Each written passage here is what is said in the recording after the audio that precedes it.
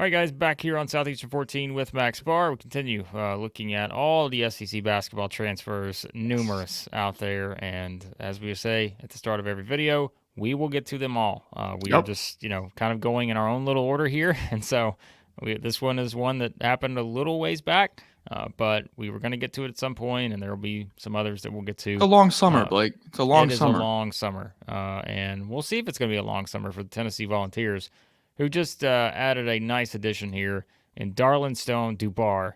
We'll get to him shortly, but let's tell you about our friends at Bet Online, number one source for all your summer sports this season: MLB, golf, NBA, NHL. They've got it all there. Latest stats, news, and scores available to follow your favorite team, so you can get the latest odds and lines, including the latest team matchups and player props and odds on just about every sport out there.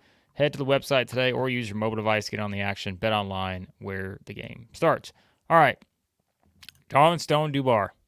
I'm already putting him on the all-name team for Oh next yeah. year in the SEC, easily. Maybe historically, we have to look back and see if this is one of the best names out there. I think it's tremendous. We're going to call him Stone, right, Yep. Max? That's what we Yep. okay.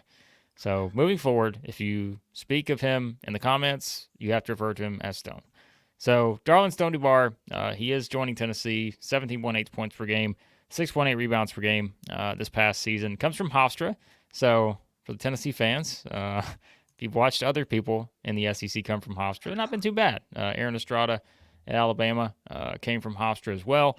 And this is also a Charlotte product, which we know Tennessee's had some success in Charlotte before. There was one, Mr. Grant Williams, who came from Charlotte back in the day. And so, a lot of things may be connecting here. But Max, thoughts initially on Darlinstone Dubar here? Again, really good player. And I think we're going to have this conversation within the context of the roster, but it's like, this is a Tennessee roster that needs some big pieces, I think, to fill the void of losing some of the guys that they're going to lose from last year, namely Dalton Knecht. Stone Dubar. Get used to hearing that, Blake. Get used to hearing that. Was in the portal for about a month, and was recruited by some big name schools. Just in the SEC, there was about 4 or 5. I know Ole Miss and Auburn were after Dubar pretty hard also. I know Arkansas is listed, but I don't know if that was the old regime or the new. Either way, Dubar was highly recruited in conference. Outside of conference, teams like Kansas, St. John's, Indiana, Xavier, a lot of big name coaches reached out to Stone Dubar. All right, graduate Blake, graduate. So we're getting an old guy, very experienced. Last year played about 90% of his minutes at the 4, and the year before that, pretty much the same. You got your prototypical 6'8", 205, 210 stretch 4, but looks like he can play some wing, some 3 also, but was mainly a 4-man there for Hofstra. And Speedy Claxton, by the way. What a name. Mm-hmm. So turns 23 in August. So you're going to have a 23-year-old for the whole season, 107 career starts. Just, kind of you lose JJJ at that 4 spot, played a million minutes, and you're getting a guy that's played a million minutes also. Obviously not SEC play, but you're getting an old guy here, Blake, guy that's played a lot of basketball. Started at Iowa State, actually. So. Mm-hmm.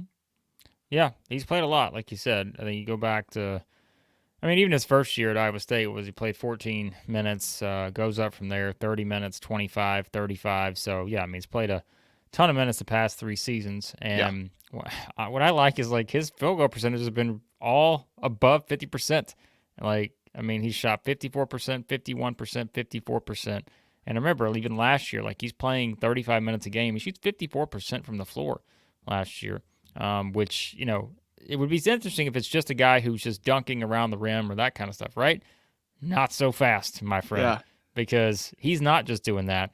He put up 183 three-pointers last year and shot 73% on that. So shot 40% from 3, which is pretty outstanding. And again, to shoot overall from the field, shooting 54%, playing that many minutes, taking that many shots, shot 414 overall. So again, you see the splits there. 183 of those were threes, but this guy he's not just shooting 5 feet, layups. He's doing a lot of different things. And so, I think that, like we said, if you look at the Tennessee roster in the context of why he's an important addition, like there is no Dalton Knecht, right? They're losing JJJ, like you said. There's no Vescovy. Obviously, Adu is transferred out.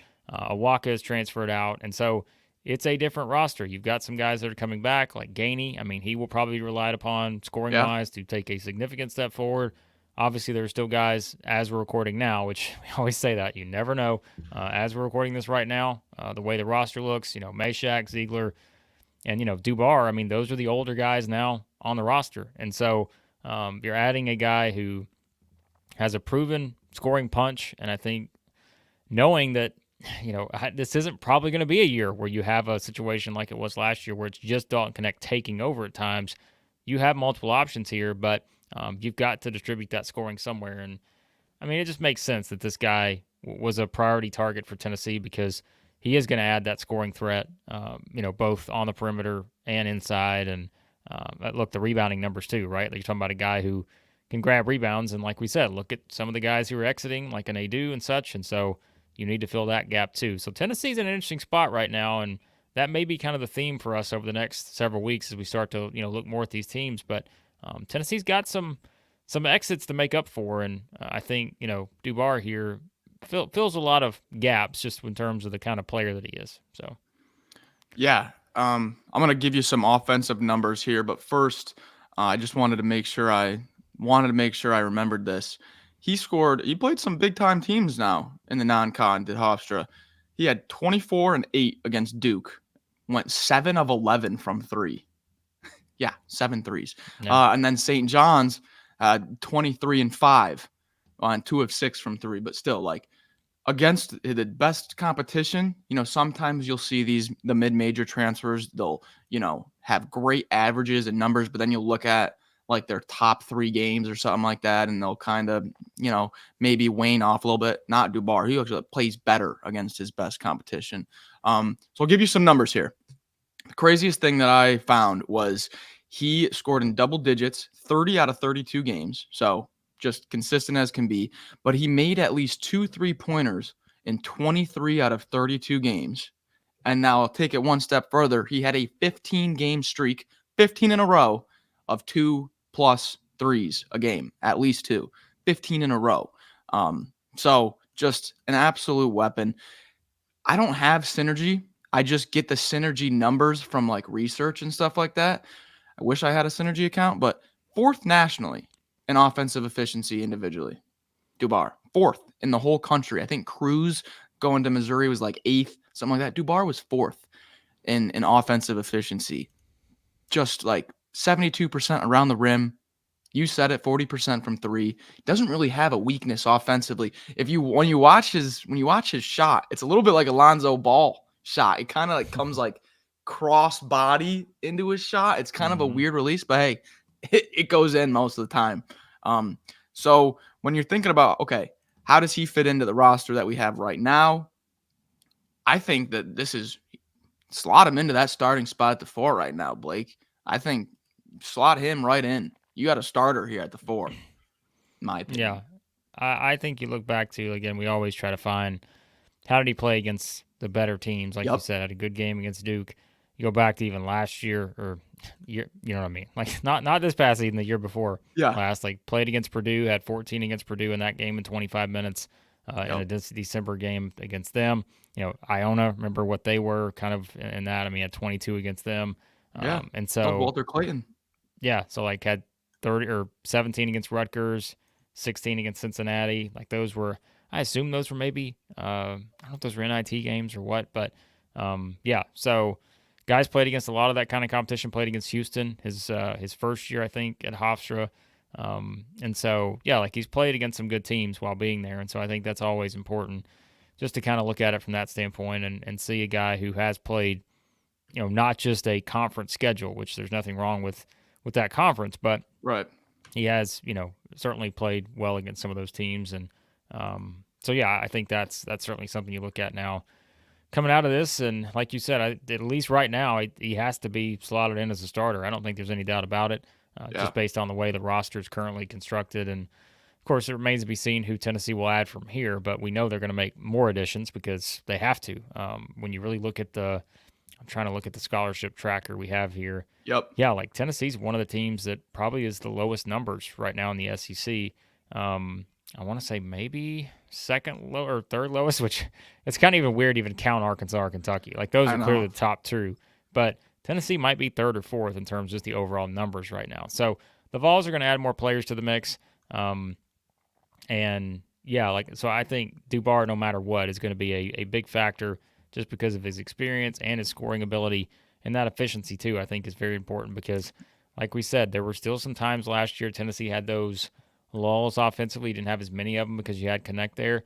But you don't want to go backwards now with that because that was, you can ask Tennessee fans, one of the more frustrating things about this team over the past however many years, under Rick Barnes is that they just kind of would hit a wall offensively, and that would be the difference in them losing games. And I think it's also fair to question, what does Tennessee look like defensively next year? Because, Hmm. you are losing some of those guys defensively that played such a big role, whether it's, Adu, what he can do defensively, whether it's Josiah Jordan James, just his ability to guard so many different positions. And so I'm Yeah. curious to see what Dubar adds there. And, certainly they got a couple guys coming back that will be just fine in terms of guarding on the perimeter. The front court guys will have to develop more. But yeah, I really like this addition. And I think it's always, especially now we're kind of getting to that final year, right? Have another older guy, not going to Hmm. hurt anything. And Dubar should play a big role, it seems. Yeah. What I just want to end with is to give you a little bit of context at the difference between Josiah Jordan James and Dubar from an offensive standpoint. Uh, James had a good shooting year, had one of his better shooting years. But in conference play, James made 16 threes. Dubar made 39. Mm-hmm. So it's just like a different level of shooting going from James to Dubar. Now, obviously, like you said, James probably, I mean, I don't know how many people would be able to say that they're a better perimeter defender and, more versatile with the switching, but Dubar offensively definitely adds a little bit more of a pop. Yep, he does. So we'll see how he fits into things here and what the Tennessee roster looks like once it's finalized here at some point. I don't know if Yeah, rosters we'll are ever get there. finalized anymore. I think they're always in flux. But yeah, there you go. There's some thoughts on Darlinstone Dubar joining the Tennessee Vols. And again, we'll have every transfer covered here at Southeastern 14. We will have a video on every single person. Some of them may be grouped in other videos. Some may be solo like this one, but we will talk about every single incoming transfer in SEC basketball this offseason. So hit the subscribe button to check that out. Of course, we got a lot of other stuff going on. Spring football just wrapping up. A lot of stuff there from Chase Robinson, Chris Lee, and company. Got a lot of baseball stuff, which I know Tennessee fans are engaged in right now. So check it all out. Hit the subscribe button. Hit the like button on your way out. We appreciate you guys watching, as always, and we'll talk to you again here soon at Southeastern 14.